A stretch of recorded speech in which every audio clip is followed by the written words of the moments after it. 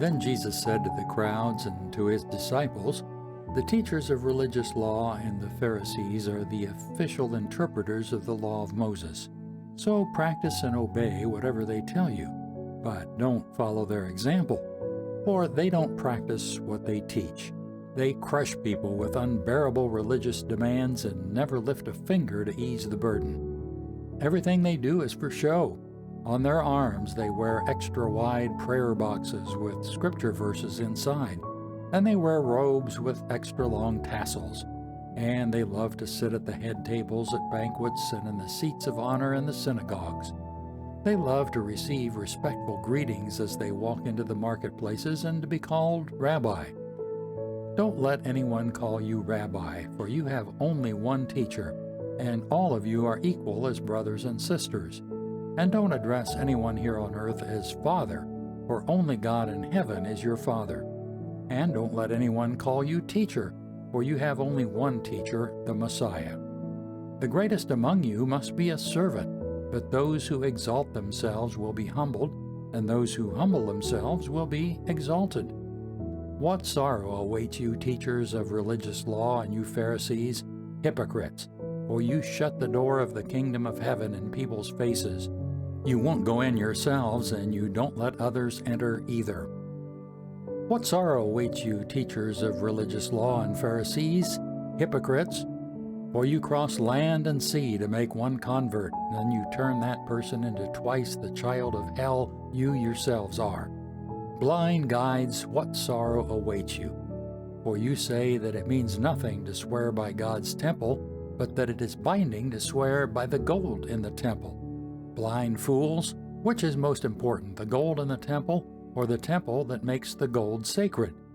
And you say that to swear by the altar is not binding, but to swear by the gifts on the altar is binding.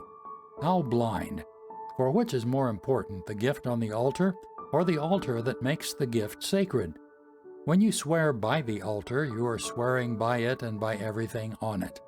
And when you swear by the temple, you are swearing by it and by God who lives in it. And when you swear by heaven, you are swearing by the throne of God and by God who sits on the throne. What sorrow awaits you, teachers of religious law and Pharisees, hypocrites, for you are careful to tithe even the tiniest income from your herb gardens, but you ignore the more important aspects of the law, justice, mercy, and faith. You should tithe, yes, but do not neglect the more important things.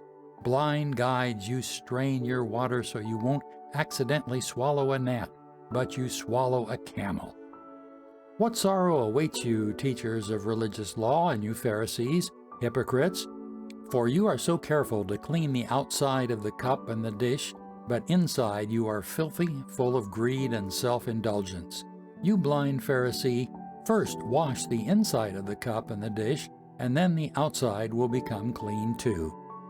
What sorrow awaits you, teachers of religious law and Pharisees, hypocrites?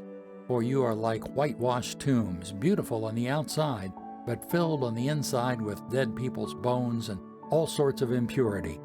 Outwardly you look like religious people, but inwardly your hearts are filled with hypocrisy and lawlessness.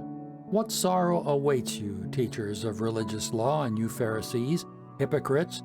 For you build tombs for the prophets your ancestors killed, and you decorate the monuments of godly people your ancestors destroyed. Then you say, if we had lived in the days of our ancestors, we would have never joined them in killing the prophets. But in saying that, you testify against yourselves that you are indeed descendants of those who murdered the prophets. Go ahead and finish what your ancestors started. Snakes, son of vipers, how will you escape the judgment of hell? Therefore I am sending you prophets and wise men and teachers of religious law. But you will kill some by crucifixion, and you will flog others with whips in your synagogues, chasing them from city to city. As a result, you will be held responsible for the murder of all godly people of all time, from the murder of righteous Abel to the murder of Zechariah, son of Bechiah, whom you killed in the temple between the sanctuary and the altar. I tell you the truth, this judgment will fall on this very generation. O Jerusalem, Jerusalem, the city that kills the prophets and stones God's messengers, how often I have wanted to gather your children together, as a hen protects her chicks beneath her wings. But you wouldn't let me. And now, look, your house is abandoned and desolate.